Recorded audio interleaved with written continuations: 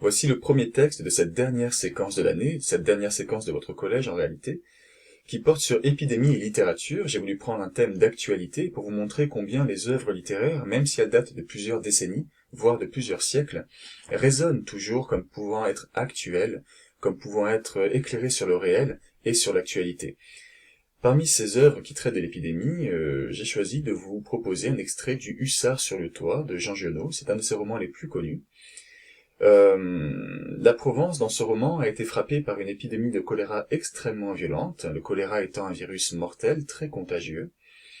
Un jeune Italien, du prénom de Angelo, parcourt la Provence dans cette ambiance et cette situation d'épidémie.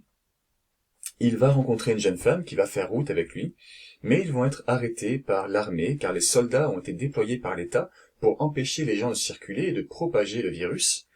Et c'est ainsi qu'ils vont se retrouver enfermés dans une pension en quarantaine, avec des dizaines de personnes qui elles-mêmes ont été arrêtées alors qu'elles cherchaient à voyager, à se déplacer dans l'illégalité, et ont été placées dans cette pension, susceptibles de porter le choléra et de le transmettre ou d'en mourir.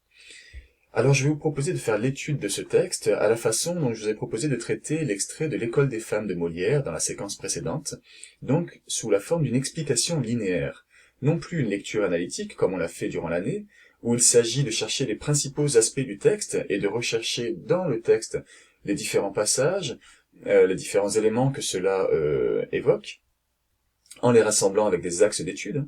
Non, ici, il s'agit de suivre l'évolution du texte, la façon dont il progresse, c'est pour ça qu'on parle de mouvement.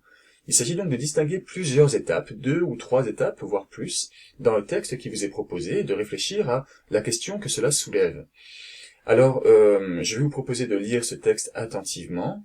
Il est vrai qu'on est sur un niveau de difficulté supérieur, vous êtes à la toute fin du collège, je suis en train de faire la passerelle, la transition entre le niveau collège et le niveau lycée.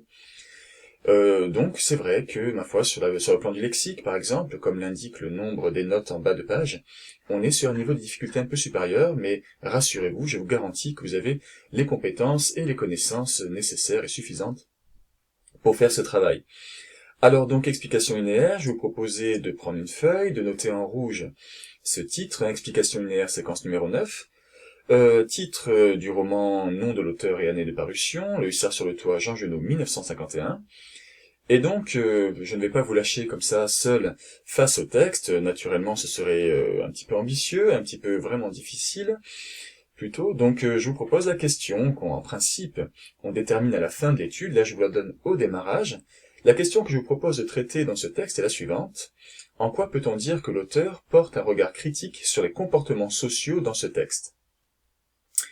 On a un vrai regard critique qui sur la façon dont la société s'organise, sur la façon dont se comportent les gens dans cette grande salle de mise en quarantaine.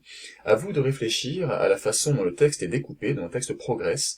Je vous propose de choisir de rechercher 3 mouvements, 3 étapes différentes, début, milieu, fin, où on voit évoluer ce regard critique de l'auteur et la façon dont il présente le comportement des pensionnaires de la pension.